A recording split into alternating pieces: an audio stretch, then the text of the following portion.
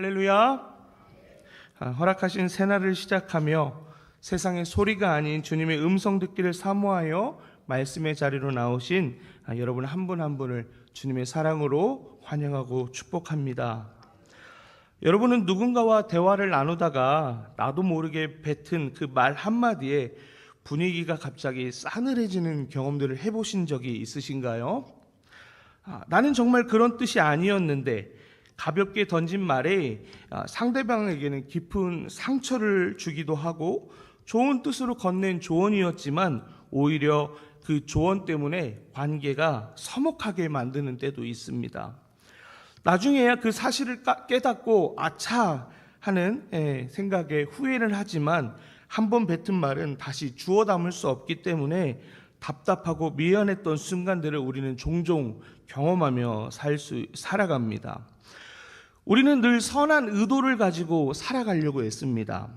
혹 이 자리에 계신 분들 가운데 아침에 눈을 뜨자마자 오늘은 누구에게 상처를 줘야지? 오늘 누구를 실망시켜야지? 라고 생각하시면서 눈 뜨신 분들 안 계시죠? 네, 그래도 대답을 해주시고 웃으시는 거 보니까 그런 의도를 가지고 이 하루를 시작하신 분들은 없는 것 같습니다.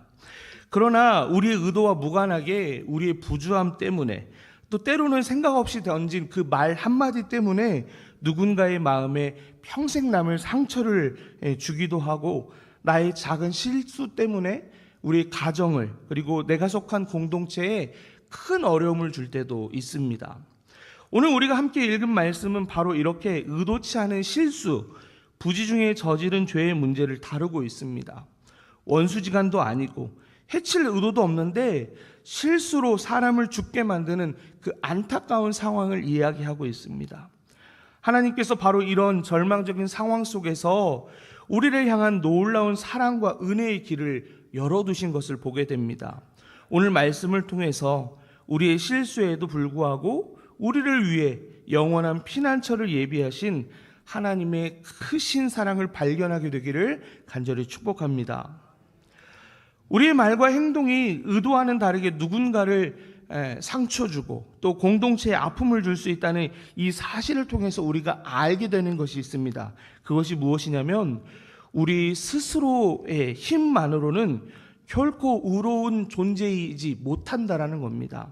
그런데 이와 함께 오늘 우리가 읽은 이 말씀은 우리에게 또 가르쳐주고 있는 것이 있습니다. 무엇이냐면 죄의 결과는 반드시 따른다라는 것입니다. 본문 22절과 23절을 보면요, 악의가 없이 악의도 없고 헤아려 한 것도 아닌즉이라고 반복해서 강조하면서 지금 일어난 살인의 사건이 의도한 것이 아니라 우발적인 사고였다라는 것을 명확하게 설명하고 있습니다. 하지만 그렇다고 해서 모든 것이 없던 일로 되느냐? 결코 그렇지 않습니다. 왜냐하면 그 실수로 인해서 의도치 않은 사고로 인해서 한 사람의 소중한 생명은 잃게 되었고요. 뿐만 아니라 실수를 저지른 이 사람은 어떤 존재로 됐냐면 자신의 생명을 위협하는 피해 복수자, 보복자를 피해 다니는 신세가 되었다라는 겁니다.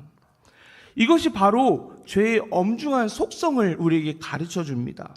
내 의도가 선했지만 악했는지를 떠나서 죄는 반드시 파괴적인 결과를 가져온다라는 겁니다.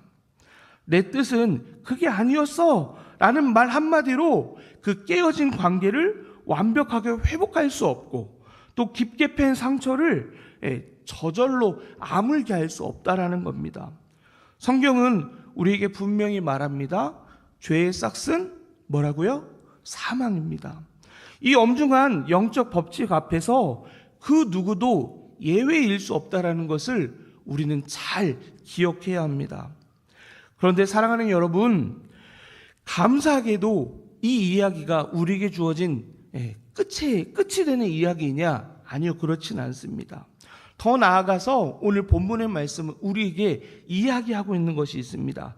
그것이 무엇이냐면 바로 하나님께서 친히 피할 길을 예비해 두셨다라는 겁니다. 하나님께서는 공의의 하나님이십니다. 그러나 동시에 한없는 사랑과 긍휼을 가지신 하나님이시기 때문에 오늘 우리로 하여금 피할 길을 준비하셨다라는 겁니다. 하나님은 죄인을 위해 친히 피할 길을 열어두셨는데 그것이 바로 오늘 본문에 등장하는 도피성이라는 것입니다. 이 도피성은 놀라운 은혜의 장치입니다. 우리 본문 24절과 25절의 말씀을 함께 읽겠습니다. 24절과 25절입니다. 회중이 친자와 피를 보복하는 자 간에 이 규례대로 판결하여 피를 보복하려는 자의 손에서 살인자를 건져내어 그가 피하였던 도피성으로 돌려보낼 것이요 그는 거룩한 기름 부음 받은 대제사장이 죽기까지 거기 거주할 것이니라. 아멘. 죄를 지은 회중의 그 공의로운 판결을 거쳐서 도피성으로 피할 수 있게 되었습니다. 일단 그 성에 들어가기만 하면 자신을 죽이려 했던 피해 보복자가 그의 마음대로 해할 수 있는 상황이 아니었습니다. 비록 성 밖으로는 나갈 수 없는 제한적인 삶으로 살아가야 했지만 죽는 것보다 사는 게 낫죠. 그래서 그 안에서 제한된 삶을 살 수 있게 됐던 겁니다. 죽음의 심판을 대신하여 생명을 보존할 기회를 얻었다라는 겁니다. 이 도피성이 우리에게 무엇을 의미하겠습니까? 바로 우리에게 유일한 피난처가 되시는 예수 그리스도를 나타내는 겁니다. 사탄은요, 지금도 밤낮으로 우리의 옛 죄와 실수를 들추어냅니다. 그래서 우리를 참소하는 피해 보복자가 바로 사탄입니다. 너는 죄인이야. 너는 자격이 없어. 너 같은 사람이 어떻게 하나님 앞에 서려고 해? 여러분, 이런 마음이 들 때가 있으신가요?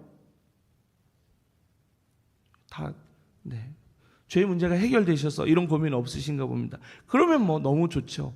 그런데 생각보다 많은 신앙인들이 여전히 변하지 않는 자신의 모습 속에서 죄책감을 가지고 죄의식을 가지고 살아간다라는 겁니다. 그때 우리가 피해야 할 곳은 어디입니까? 세상 그 어떤 위로나 철학이나 인간적인 노력도 우리를 사탄의 참소에서 자유롭게 할 수 없습니다. 오직 예수 그리스도의 품 안으로 피할 때 우리는 모든 정죄로부터 안전하게 보호받을 수 있습니다. 그래서 사도 바울은 로마서 8장 1절의 말씀에서 이렇게 담대하게 선포합니다. 그러므로 이제 그리스도 예수 안에 있는 자에게는 결코 정죄함이 없나니. 어디서요? 그리스도 예수 안에서 정죄함이 없다라는 거예요.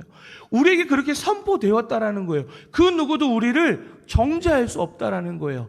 예수 안에 있기 때문에. 할렐루야 아닙니까? 예수님만이 우리의 도피성이 되십니다. 우리의 모든 죄와 허물, 연약함에도 불구하고 예수님은 우리를 품어주시고 보호하시는 유일한 피난처입니다. 이 사실이 우리에게 주어진 놀라운 하나님의 은혜라는 겁니다. 사랑하는 여러분, 우리의 피난처 되신 예수 그리스도 안에서 거하는 것이 이처럼 큰 은혜입니다. 하지만 하나님께서 우리에게 주시고자 하는 그 사랑은 단순히 안전한 보호만이 아닙니다. 하나님은 더 나아가 우리에게 완전한 자유를 주기를 원하십니다. 본문 28절을 보면요, 도피성 규례에 대해서 아주 특별한 조항이 하나가 붙어 있는 걸 보게 됩니다. 우리 본문 28절 함께 읽겠습니다. 이는 살인자가 대제사장이 죽기까지 그 도피성에 머물러야 할 것임이라. 대제사장이 죽은 후에는 그 살인자가 자기 소유의 땅으로 돌아갈 수 있느니라. 아멘. 도피성에 피한 사람은 안전했습니다. 하지만 완전한 자유인은 아니었습니다. 그는 대제사장이 죽기만을 기다려야 하는 갇힌 존재. 도피성은 살아있는 감옥과 같은 그런 상황이었습니다. 그런데 여러분, 이상하지 않습니까? 나의 자유가 왜 나와 상관없는 저 대제사장의 죽음과 연결되어 있지? 사람을 죽인 건 난데 도대체 저 대제사장이 죽어야 내가 이 도피성에서 나갈 수 있을까? 너무 이상한 방법 아닌가요? 여기에 기독교의 핵심적인 내용이 담겨져 있습니다. 그 자유는 자신의 노력이나 어떤 대가를 지불해서가 아닙니다. 이스라엘의 영적 대표인 대제사장의 대속적인 죽음을 통해서만 주어진다라는 겁니다. 한 생명이 죽어야 다른 생명이 자유를 얻을 수 있다는 놀라운 원리입니다. 사랑하는 여러분, 이 대제사장은 바로 우리의 영원한 대제사장이신 예수 그리스도를 예표합니다. 히브리서 4장 14절을 보면요, 이 예수님을 하늘에 오르신 큰 대제사장이라고 얘기합니다. 구약의 대제사장은 한 사람에게만 제한된 자유를 주었습니다. 그런데 우리의 대제사장이신 예수님은 어떻게 하셨죠? 십자가에 단번에 자신의 생명을 내어주심으로 그를 믿는 모든 자에게 죄와 사망의 법에서부터 완전하고도 영원한 자유를 우리에게 선물로 주셨다라는 겁니다. 우리는 더 이상 죄책감에 갇혀 고개 숙이며 살 이유가 없는 존재들입니다. 예수님의 피를 힘입어 담대히 은혜의 보좌 앞으로 나아갈 수 있는 하나님께 자유를 선물 받은 자유로운 자녀입니다. 그래서 본문 32절은 살인한 죄인을 위하여 속전을 받지 말라라고 이야기합니다. 왜냐하면 생명의 문제는 돈으로 해결할 수 없기 때문입니다. 오직 흠없는 생명만이 생명을 대신할 수 있기 때문입니다. 우리의 자유는 세상에 그 어떤 것으로 살 수 없는 오직 하나님의 아들이신 예수 그리스도의 보혈이라는 값으로만 주어진 아주 고귀한 선물입니다. 우리가 어떤 대가를 지불하고도 살 수 없는 그 선물을 하나님께서 우리에게 값없이 주셨습니다. 그러면 오늘 우리의 삶은 분명해집니다. 저희 아이들이 저에게 그런 얘기를 해요. 저희는 이제 학교를 안 보내고 집에서 키우고 있는데요. 아빠, 우리가 집에 있는 거 우리를 좀 자유롭게, 이제 애들이 좀 컸다고 이런 얘기를 해요. 우리를 좀 자유롭게 키우려고 데리고 있는 거 아니냐. 그러면 저는 아이들한테 얘기하죠. 그래, 너희를 좀 편하게 자유롭게 키우려고 데리고 있어. 그런데 너가 받은 그 자유를 사용할 방법이 두 가지가 있어. 하나는 공부를 안 하는 자유가 있고, 하나는 공부를 할 자유가 있어. 너가 아빠를 사랑하고 엄마를 사랑한다면 공부 안 할 자유를 선택할래? 공부할 자유를 선택할래? 라고 물어요. 그럼 아이들이 뭐라고 그러죠? 할 말이 없어요. 오늘 우리의 삶은 분명해집니다. 우리의 영혼에게 완전한 자유를 주신 그 예수님 앞에 나는 하나님을 떠나기 위해서 내게 주어진 자유를 사용할 것인가? 아니면 반대로 하나님께 더 가까이 나아가서 하나님을 사랑하는데 내 자유를 사용할 것인가?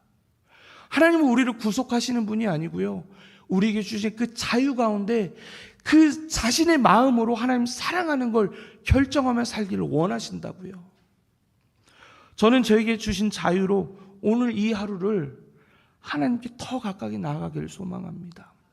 하나님을 더 사랑하는 것에 온 자유를 사용할 것입니다. 이것이 저의 고백만이 아니라 이 자리에 나온 우리 모두의 고백이 되기를 간절히 소망합니다.